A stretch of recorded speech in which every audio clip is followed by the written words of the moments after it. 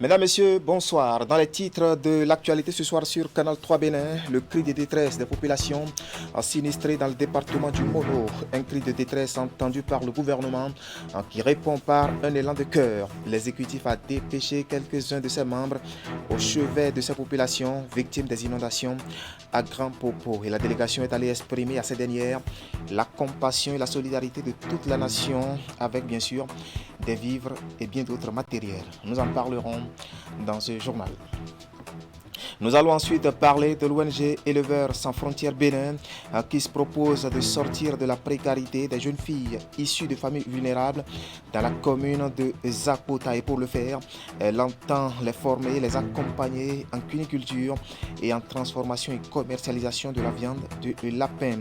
C'est à la faveur d'un projet dénommé la cuniculture, un tremplin de réussite pour les jeunes filles en situation de vulnérabilité dans la commune de Zakota. Coût du projet, un peu plus de 24 millions de francs CFA. C'est ce que nous dira Imet Hélène Amoussou. Et puis nous irons à Natitengu où le ministre de l'enseignement secondaire et de la formation technique et professionnelle s'est rendu au collège d'enseignement général numéro 1, 48 heures après le démarrage de la phase de correction des copies du BEPC dans sa session de juillet 2021. Yves Tchabikouaro est allé constater des visu l'évolution des travaux de la phase de correction qui a débuté le jeudi 24 juin dernier. Une occasion saisie par l'autorité pour exhorter les enseignants et correcteurs à contrôler sinon à plus de responsabilité dans le processus d'appréciation des copies des candidats. Voilà pour le sommaire. Bien bonsoir et bienvenue à ce spécial à 18h30 de ce samedi 26 juin de l'année 2021. Le gouvernement répond aux cris de détresse des populations du département du Mono, victimes des récentes crues. Une délégation composée de 3 ministres était jeudi dernier à Grand Popo. Elle est allée exprimer la compassion de l'État, bien sûr, à ces sinistrés et bien sûr des vivres leur ont été offerts avec bien d'autres matériels. Nous allons faire ici le point avec Geoffroy Mentan et Florent Dou. Voici un lot de vivres et de non-vivres. Ils ont été acheminés ici à l'hôtel de ville de Grand Popo dans le département du Mono et sont destinés aux sinistrés des dernières inondations dans la commune. L'initiative est du gouvernement béninois, représenté à cette cérémonie de remise par 3 de ses ministres. Toute la population de Grand Popo, par ma voix, vous dit merci pour votre visite avec les bras chargés de vivres et de non-vivres. L'aide humanitaire du gouvernement est composée également d'une enveloppe financière. Elle a été reçue au nom des sinistrés par le maire de la commune. Et je profite de cette occasion pour demander aux représentants du président de la République de remercier le président pour sa prompte réaction pour cette inondation. Et je remercie monsieur le ministre de cadre de vie qui n'a ménagé aucun effort. Remercier toute la délégation de notre conseil communal de Grand Popo, sans oublier le commissariat de Grand Popo. Le geste est une manière pour la délégation gouvernementale d'exprimer aux populations sinistrées des récentes crues la compassion et la solidarité du gouvernement et de toute la nation. Le gouvernement a échangé par rapport à votre situation et la décision a été prise pour que cette délégation soit ici ce matin avec vous pour vous témoigner l'attachement du gouvernement, pour vous exprimer la compassion du gouvernement, pour vous dire que le gouvernement est avec vous et que le gouvernement va vous accompagner jusqu'à la solution définitive. Un appel a été lancé à l'endroit des populations victimes des affres de cette inondation pour le respect des consignes de sécurité et des dispositions à prendre pour protéger les enfants. Un rappel des règles élémentaires d'hygiène a été fait. Je voudrais encore en appeler également à votre vigilance parce que nous ne sommes qu'en début des saisons des pluies. Le pic peut-être est encore ultérieur et il pourrait y avoir des montées des eaux encore plus importantes. Donc, il faudrait prendre les mesures, les dispositions et respecter les recommandations qui vous seront données dans ce sens par les autorités de votre localité. Il est important aussi que nous regardions les solutions locales, les propositions qui peuvent aller de la délocalisation ou l'amélioration du type d'habitat dans lequel nous vivons. Des précautions à prendre à l'avance.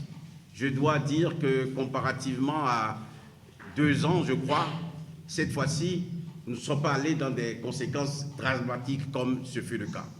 Mais on peut aller au-delà de cela, inventer des solutions. C'est l'homme qui invente des solutions pour améliorer son avenir.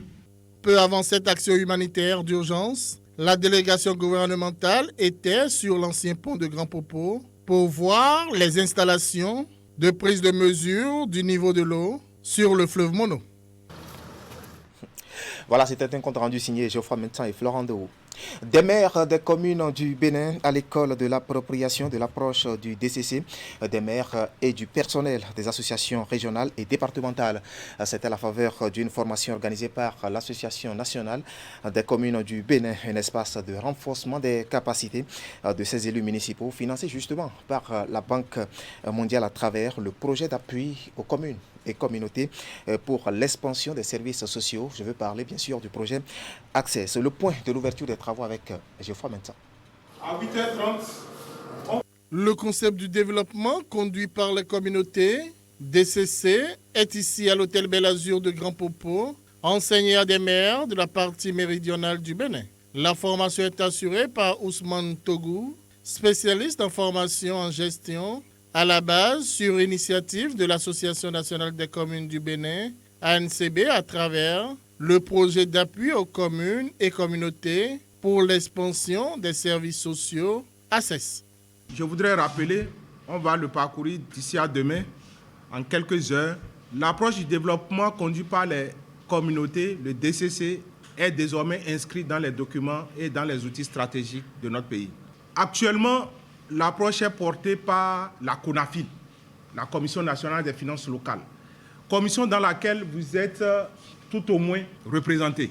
Pourquoi? Parce que la CONAFIL est l'organe de pilotage du projet ACES et en même temps l'ANCB est représentée tout au moins avec un effectif de 9 maires. Je me réjouis d'être à côté du maire d'Avrankou, commune sur laquelle on va se baser pour bâtir nos échanges. Cette rencontre va permettre aux maires de mieux comprendre le concept du développement conduit par les communautés afin de prendre en conséquence les décisions idoines pour l'épanouissement des communautés. Je souhaite que nous les examinions avec toute l'attention requise afin de corriger ce qui doit l'être pour continuer par mériter la confiance du partenaire technique et financier. Je voudrais nous exhorter à l'assiduité afin qu'une fois de retour dans nos communes respectives, nous soyons plus aptes à propulser la dynamique qu'induit le projet ACES. Chers collègues, il m'a été indiqué que le projet propose à chaque commune un bonus d'une vingtaine de millions après exécution à satisfaction et sur fonds propres d'un sous-projet communautaire. Ceci est un défi que nous devons chacun relever. Les travaux de cet atelier de renforcement des capacités des maires sur l'approche du DCC, qui ouvre ainsi ses portes, va durer 48 heures. Son financement est assuré par la Banque mondiale. Nous allons rester avec Geoffroy Mentan et Florent Dehaut qui vont nous parler maintenant du projet de promotion de la santé et des droits sexuels, bien sûr, et reproductifs. Un projet mis en œuvre par l'ONG Afrique Mutualité dans la zone sanitaire Lokossa Tiémé et qui est à l'heure du bilan global de son exécution. Et l'exercice se fait autour d'un atelier de capitalisation au cours duquel les retombées et de la mise en œuvre du dit projet ont été évoquées. Regardez. Cette activité est l'une des dernières à mettre à l'actif du projet de promotion de la santé et des droits sexuels et reproductifs, PSDSR, mis en œuvre dans la zone sanitaire Lokossa Tiémé par l'ONG Afrique Mutualité. Organisée du 9 au 11 juin dernier à Lokossa, elle a été un atelier de capitalisation des acquis de ce projet qui est presque à terme. Les résultats obtenus sont élogieux et le feedback que nous avons eu du terrain auprès des bénéficiaires est très positif. Après 3 années d'exécution du projet et conformément à sa stratégie de bilan trimestriel, Afrique Mutualité a une nouvelle fois réuni autour de la table les acteurs intervenants dans la mise en œuvre du projet. Cette fois-ci, ils ont eu à faire également un bilan global du projet avant de se pencher sur sa capitalisation. Et il était intéressant, important que les activités qui ont connu du succès, que nous puissions voir dans la méthode utilisée, qui ont permis d'avoir du succès, dans les outils que nous avons utilisés, qui nous ont donné de bons résultats, que nous puissions voir avec nos acteurs majeurs, comme je dis la mairie, les CPS, les centres de santé et autres acteurs communautaires qui ont travaillé avec nous, dans quelle mesure nous pouvons poursuivre ces activités à la fin de la subvention. Parmi les activités phares effectuées au titre du projet figurent les dialogues réflectifs sur les thématiques de la santé, de la reproduction et les compétitions annuelles entre les clubs de jeunes sur les connaissances attitudes en santé, de la reproduction des adolescents et jeunes, SRAJ, et sur les jeux ludiques au Bénin. À travers les dialogues organisés dans notre collège, les catalyseurs amènent les élèves harcelés à pouvoir se défendre, à pouvoir dénoncer leur cas auprès de la police et autres. Quand les parents viennent au niveau du centre de promotion sociale d'Atiémé pour la consultation sociale, ils témoignent que du fait qu'il y a le dialogue parents-enfants au niveau de leur famille, il y a une prise de conscience au niveau de leurs enfants.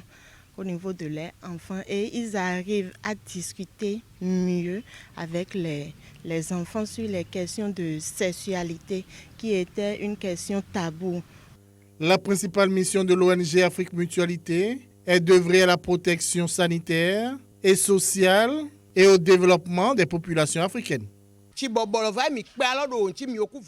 nous était difficile en tant que parents de discuter avec nos enfants sur des sujets comme la sexualité et la reproduction. Mais depuis que ce projet est intervenu, nous sommes décomplexés et n'avons plus de sujets tabous avec nos enfants et les jeunes. La conséquence a été la diminution des cas de grossesse précoce au sein de la cour Georges-Juveline.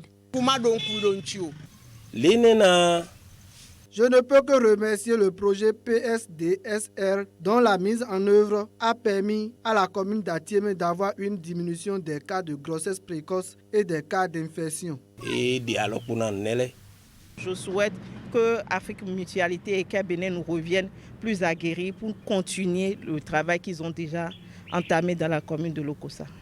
Le PSDSR est une initiative du consortium ABMS, ABPF et CARE International Bénin Togo. Son financement est assuré par l'ambassade du Royaume des Pays-Bas et le gouvernement canadien. Voilà, vous avez compris les retombées de ce projet avec beaucoup d'avancées. L'ONG Éleveurs sans frontières Bénin se propose de sortir de la précarité des jeunes filles issues des familles vulnérables dans la commune de Zakpouta. Nous sommes dans le département du Zoué pour le faire. Elle entend les former et les accompagner en cuniculture et en transformation et commercialisation de la viande du lapin. C'est à la faveur d'un projet dénommé la cuniculture, un tremplin de réussite pour les jeunes filles en situation de vulnérabilité dans la commune de Zakpouta. Coût du projet, un peu plus de 24 millions de francs CFA. Voici les détails avec Imet Selena Moussou. La cuniculture pour sortir 30 filles de la précarité. Le projet est mis en œuvre par l'organisation non gouvernementale Éleveurs sans frontières Bénin ESFB. Les bénéficiaires sont des jeunes filles de 15 à 22 ans. Ce sont des personnes ayant décroché du circuit formel de formation et d'apprentissage, celles victimes de violences et des orphelins sans soutien familial. Le projet prend en compte la construction de 25 bâtiments d'élevage au profit de ces jeunes filles, la fourniture de 200 lapins géniteurs, la fourniture d'aliments pour l'alimentation des animaux au démarrage, la dotation en équipement, la formation et l'équipement de 5 vaccinateurs villageois pour assurer la veille sanitaire, la construction d'un aire d'abattage de lapins, le suivi médico-social individualisé des 30 jeunes filles par une clinique de la place. Prévu pour durer 6 mois, le projet in fine va permettre de sortir les bénéficiaires de la précarité, d'opérer un véritable changement dans leur vie par l'élevage de lapins, évalué à un coût global de 24 559 146 francs CFA. L'initiative est financée à 53% par l'ambassade de France, 27% par Élevage sans frontières, 18% par Éleveurs sans frontières Bénin et 2% par les bénéficiaires. Plus Plusieurs autres partenaires apportent leur expertise sur le plan technique. CRIDEL ONG s'est engagé de les amener à comprendre l'importance pour eux de se mettre ensemble pour des résultats plus probants en vue de leur plein épanouissement et de connaître le rôle de chacun. À l'endroit des bénéficiaires, je dirais seulement qu'il faudrait qu'elles aient de l'engagement. Le lapin est très propre, donc il faudrait que vous soyez prêts à rendre cet élevage aussi propre que possible, surtout avec la maladie que nous gérons actuellement, qui est l'épidémie à virus hémorragique de lapin. Pour sa pertinence et son originalité, le projet figure parmi les projets innovants des sociétés civiles et coalitions d'acteurs PISCA.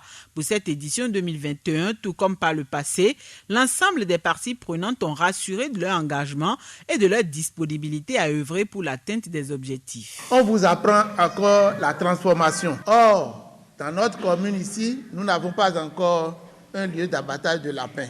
Donc je vous remercie beaucoup, monsieur le directeur, pour avoir porté ce plus aux 30 foyers de Zakota. L'ONG Élevage sans frontières fait partie des meilleures ONG qui ont élaboré des projets innovants.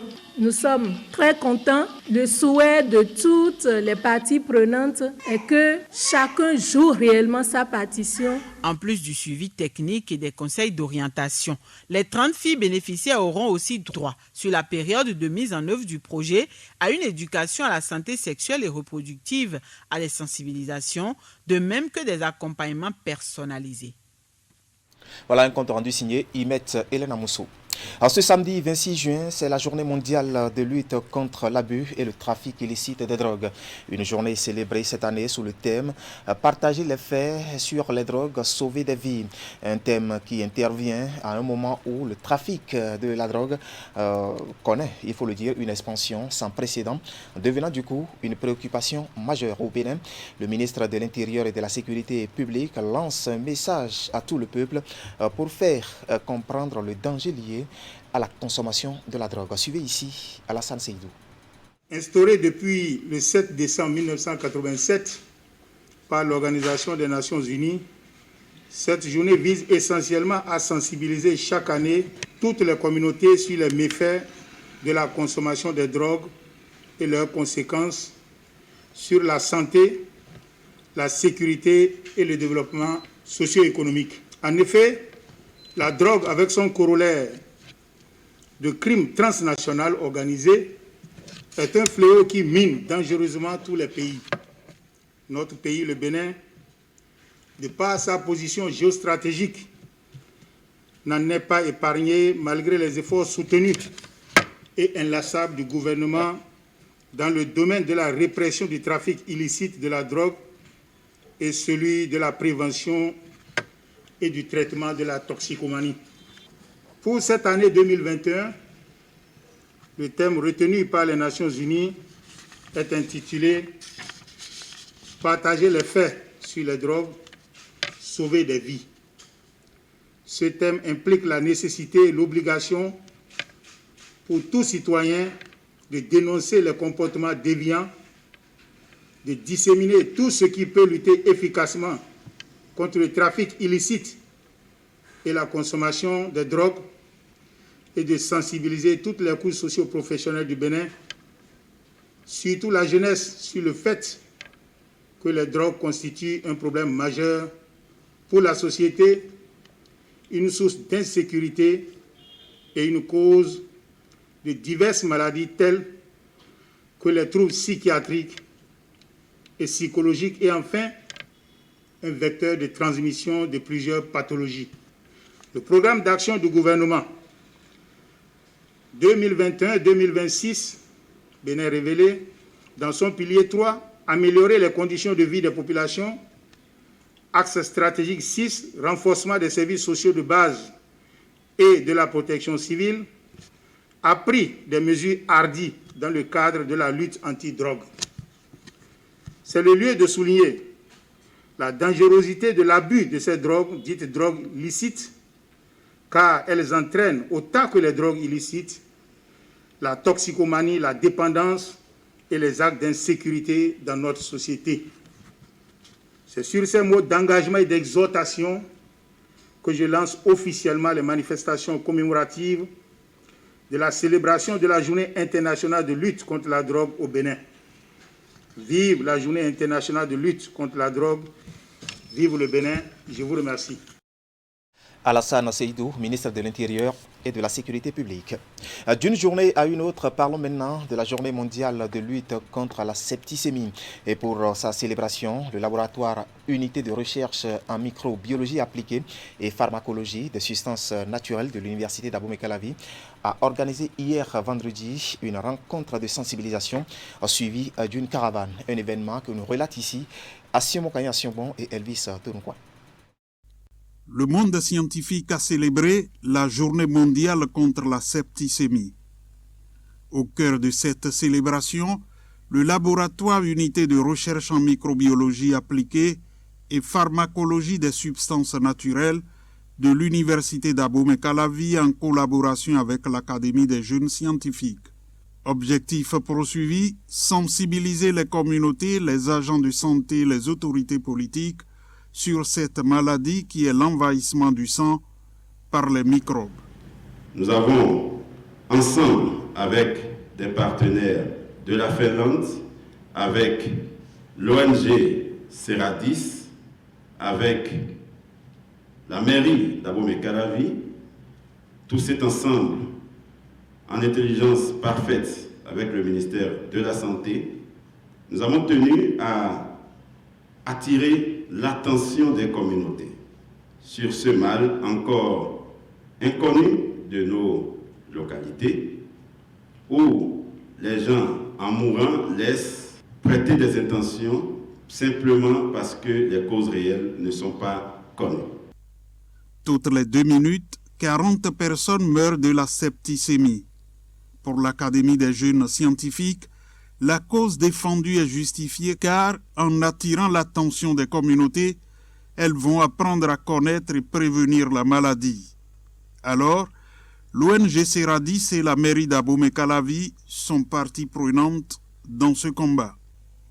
En nous associant à l'Académie des jeunes scientifiques du Bénin et à l'unité de recherche en microbiologie et pharmacologie des substances naturelles, nous croyons fermement que sensibiliser les agents de santé et les populations béninoises sur les enjeux liés à la septicémie et la résistance antimicrobienne contribuera à coup sûr à réduire l'incidence de cette affection au Bénin. Je voudrais donc féliciter l'initiative d'organisation de cette célébration. En alliant communication scientifique et sensibilisation, le programme de cette journée a le potentiel de contribuer à élever le niveau de connaissance des agents de santé, des participants et des populations sur les enjeux liés à la lutte contre la septicémie au Bénin. L'évolution de la maladie est inquiétante. Les données scientifiques récentes indiquent que l'état septicémique est à l'origine de 11 millions de décès l'an, dont des enfants. Et cette célébration montre tout ce qui se fait par différents acteurs. Cette célébration de la Journée mondiale contre la septicémie illustre une collaboration étroite entre les acteurs du monde universitaire, les professionnels de la santé et la société civile. Après les échanges sur des communications présentées, place à cette imposante caravane de l'université jusqu'à la polyclinique coopérative de Calavi où des agents de santé ont été sensibilisés. Cap est mis ensuite sur l'hôtel de ville où les attendaient le maire et le conseil communal auquel est transmis ce flambeau. Angelo Arwandjinou et ses collaborateurs s'engagent ainsi à poursuivre la sensibilisation dans tous les arrondissements de la commune. Voilà, en somme, il faut en faire une préoccupation nationale. Éducation maintenant, et 48 heures après le démarrage de la phase de correction des copies du BEPC dans sa session de juin 2021, eh bien, le ministre de l'enseignement secondaire s'est rendu au centre de correction du CEG numéro 1 de Natitengo. Là, nous sommes dans le département de l'Atakora. Yves Tchabi Kouaro est allé constater de visu l'évolution des travaux de la phase de correction qui, il faut le dire, a débuté depuis le jeudi 24 juin dernier. Une occasion saisie par l'autorité pour exhorter les enseignants correcteurs et bien sûr les autres contrôleurs à plus de responsabilités dans le processus d'appréciation des copies des candidats. Compte rendu Alassane Harouna et Abdou Sabi Idrissou. Le ministre Chabi Ivo Kwaro au CG1 de Nati Tengu ce vendredi matin. 48 heures après le démarrage de la correction des épreuves écrites du brevet d'études du second cycle BPC, session de juin 2021, l'autorité ministérielle est venue s'assurer du bon déroulement de cette opération dans l'unique centre de correction de la Takora.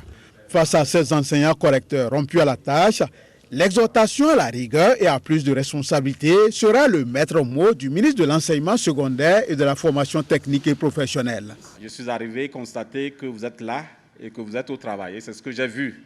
Je sais que vous faites le travail avec tout le sérieux possible et je sais que vous êtes conscient que les candidats ont le droit de réclamer. Et de plus en plus d'ailleurs, nous recevons beaucoup de réclamations. Alors faites en sorte que la confiance que nous avons en vous soit confirmée. Parce que s'il y a des réclamations et que les réclamants ont raison, ce n'est pas une bonne chose. Démarré le jeudi 24 juin 2021, après les travaux du secrétariat, la phase de correction des copies du BPC se déroule ici sans anicroche, au dire du chef centre. Il n'y a pas de difficulté particulière, tout se passe bien. En tous les cas, il n'y a pas de difficulté qui puisse échapper à nos compétences. Donc la correction se déroule normalement. Dans ce centre de correction, 9 sous-commissions sont mises sur pied pour apprécier les copies et en ce deuxième jour de l'opération, 50% des copies sont corrigées au niveau de certaines sous-commissions. Occasion pour le directeur départemental à charge de l'enseignement secondaire dans l'Atakora d'exhorter les candidats qui attendent leurs résultats à plus de sérénité. C'est le deuxième jour de la correction. Nous avons des ateliers qui sont déjà à 50% de copies corrigées. Mais ce n'est pas encore fini parce qu'ils doivent contrôler, relever les notes et la correction en principe doit prendre fin le lundi prochain avec une pause le dimanche. Je voudrais dire aux candidats d'être patients, que c'est des responsables qui ont leurs copies. Ils feront le travail en toute responsabilité et avec conscience et professionnalisme. Donc il n'y a pas à s'inquiéter. Ils auront les résultats qui vont refléter leur effort. La démarche de l'autorité ministérielle dans ce centre de correction, d'où il a lancé un appel à tous les enseignants du Bénin conviés aux travaux de correction du BPC, est l'expression même de son attachement au bon déroulement et à la réussite de cette phase cruciale du processus d'organisation de l'examen qui sanctionne la fin du premier cycle de l'enseignement secondaire au Bénin. Voilà, pour mettre un terme à cette session d'information, nous allons prendre la direction de Grand Popo dans le département du Mono et pour évoquer cet atelier d'enrichissement du manuel de procédure financière et comptable type à appliquer dans les ministères et autres institutions de l'État. C'est une initiative de l'unité de gestion des réformes du système de gestion des finances publiques du ministère de l'économie et des finances. On va faire le point avec Geoffroy Mentan. L'hôtel Bel Azur de Grand Popo accueille pour 3 jours des acteurs de la chaîne de dépenses des structures étatiques. Ils sont ici pour profiter du calme et de l'atmosphère de cette station balnéaire située au sud-ouest du Bénin pour réfléchir et faire des propositions d'enrichissement du manuel de procédure financière et comptable type à appliquer dans les ministères et institutions de l'État. Il n'est point nécessaire de rappeler que le manuel de procédure est un outil important dans le dispositif de contrôle interne.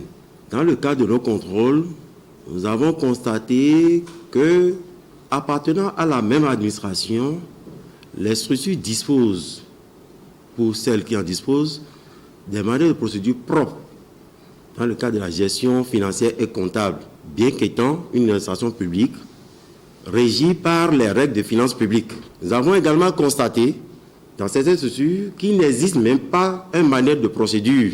Dans d'autres, il en existe, mais de qualité douteuse, parce que le contenu comporte des incohérences notables. Ce qui nous réunit ce matin, donc, nous permettra d'améliorer le document qui a été élaboré par un cabinet commis à cet effet, puisque nous tous qui sommes ici, nous sommes des sachants et notre participation, je suis convaincu, permettra d'apporter une valeur ajoutée aux documents précédemment élaborés. Le manuel de procédure en cours de toilettage avait été élaboré l'année dernière. L'atelier est organisé par l'unité de gestion des réformes du système de gestion des finances publiques, UGR, une structure rattachée au ministère de l'économie et des finances. Les résultats attendus permettront d'harmoniser les pratiques en matière de gestion des deniers publics. Je voudrais exprimer ma profonde gratitude à l'endroit du cabinet attributaire de cette prestation et de toutes les parties prenantes à la production et à la finalisation de ce document, combien important pour la gouvernance administrative et financière de notre pays. Par ailleurs, je suis convaincu de la disponibilité habituelle de chacun selon son domaine, durant ces 2 jours, à accompagner cette réforme en vue de la production d'un manuel de procédure définitif qui sera soumis à l'approbation du Conseil des ministres.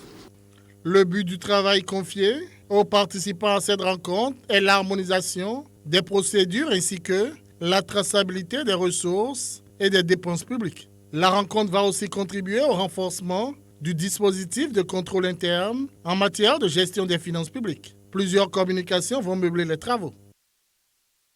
Voilà, c'est l'essentiel à retenir ce soir de l'actualité sur Canal 3 Bénin. Toute l'équipe technique et celle de la rédaction qui m'accompagne vous remercie de nous avoir suivis. Restez en compagnie de nos programmes et suivez juste après moi du sport.